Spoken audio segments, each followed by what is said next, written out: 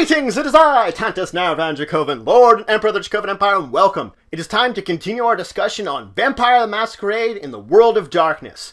I was beginning to talk about some of the dramatic systems you're going to run into. I'm going to finish talking about initiative, some of the basic of your actions, and then move into talking about the physical dramatic systems. Things you're going to be doing with your body and the kind of rolls and stuff you might have to worry about making checks for. So let's talk about initiative. Now, initiative is going to be at the beginning of any kind of encounter or combat, and most of the time, things are going to be determined either by a die roll or by the situation. The situation can vary from a point in time where your storyteller might just say, you go first, you go first, you go first, or it could be based upon something like a surprise.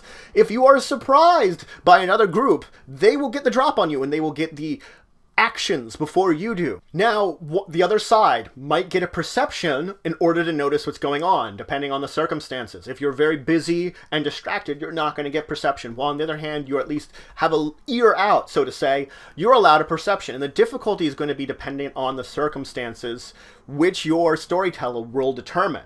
Your storyteller will tell you the difficulty you will roll, and every success you get is the number of die you can roll on the first round of that surprise. So that means maybe I'm not completely surprised, but the more successes I get, the more die I have the option of using to act during that first round of the surprise. Now, assuming that both sides are not surprised and you're entering into some kind of combat, that every person in the combat will roll a wits plus alertness. Now, there could be different times that you roll something different than alertness. You'd roll wits plus something like firearms, melee, or brawl. It's optional depending on your storyteller, depending on what's going on.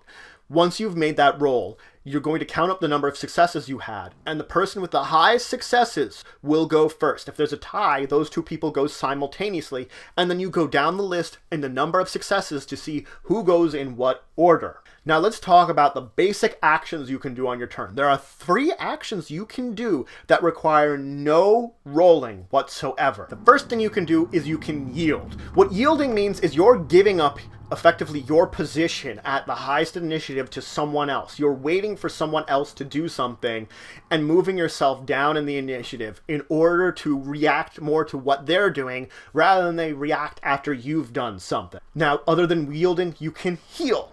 If you choose to do no other actions on your turn, you can spend blood points on your turn in order to heal. You can spend 1 blood point to heal 1 level of wounds. Now, if you take no other actions this turn, you can do that.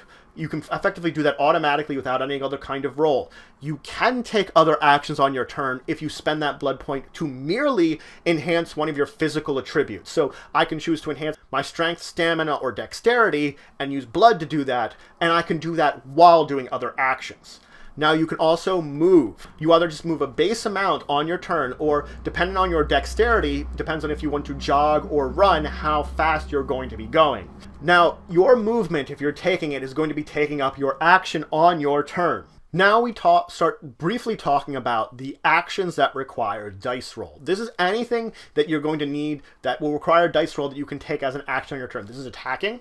This is dodging. This is anything of the like that you're going to have to make a dice roll in response to. It can be an action. There's a list of examples in the book if you want to take a look at them, but just know that anything else that's considered an action you're going to be rolling for would be after this. And that's where we're going to start moving into the physical dramatic systems. First one I want to talk about is awakening. Now, what is awakening? That's waking up during the day to do something.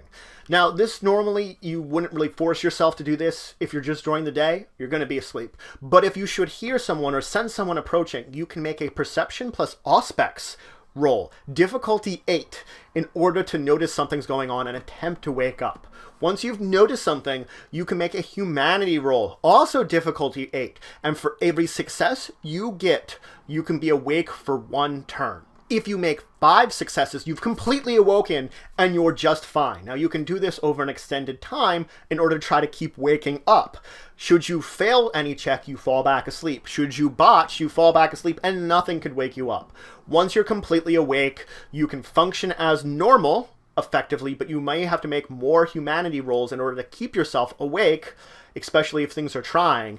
And the amount of dice you get to roll during the day is maxed out at your humanity. So not only am I using my humanity to see if I can wake up, it's the maximum amount of dice I can roll during the day. So for climbing, It's a dex athletics check. So if you're going to be climbing a surface, if for whatever reason you need to. Now, if you have the protein power of claws, you actually get 1 extra dice to this.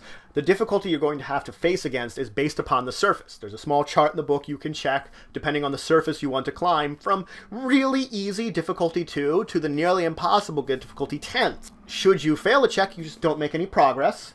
Every success you get moves you up 5 feet, and if you botch, you fall, and if you want to climb the surface again, you have to spend a willpower point. Now moving on, the last one I want to mention today is feeding. Because feeding could be very difficult. Every vampire needs blood. It's a necessity to exist. But the difficulty of going through it means that you'd have to roleplay, hunting someone down, everything like that. So there is a system that simplifies it to make it very easy to hunt for the blood you need to survive. Very simple system.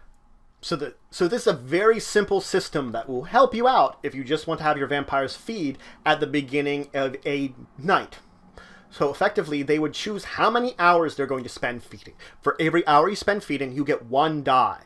You roll those die, and the difficulty is depending on where you're trying to feed from. In poorer, more chaotic areas, things are going to be lower difficulty, while if you're going up to some place that's very heavily guarded or regularly patrolled, it's much higher difficulty.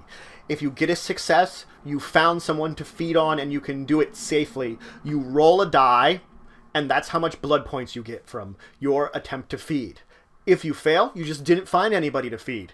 If you botch, that means depending on the circumstances. If we have time, if your storyteller says you have time, then they're going to move into the role-playing aspect, and you're going to role-play out the problem occurring. But if there isn't any time and they're moving on to act, and this is more maintenance than anything, then more than likely if you botch, they're going to have something negative happen as a result of it. Something such as getting a disease from the blood, or some other similar problem that might occur from a result of it. Now, the only thing that you're going to have to worry about, even when doing this, is the possibility of frenzying exists. You might have to make a frenzy check. If you have 3 or less blood points when you start feeding, you're going to have to make a check to see if you start frenzying. If you do manage to frenzy, you're just going to gorge yourself on the vessel and effectively drink them dry. That would mean the death of that vessel, and the resulting problems with humanity is that, but that will keep it as simple as that. You're not going to go into more depths or detail about that frenzy. You pretty much just lost control and drank someone dry. That's it for today. I went over initiative, some of the basic actions you can take, and of course I started talking about physical dramatic systems with awakening, climbing, and feeding. Next time I'm going to move into more of the physical dramatic systems and hopefully move towards going to the social dramatic situations where it's more based upon your role playing and some dice roll. So if you have any questions, comments, anything you want to say, anything you think I left out, just please leave it in the comments below. Please like, share, and subscribe. It shows you support the channel, the Empire, and the work I do. And until the next time, I bid you farewell.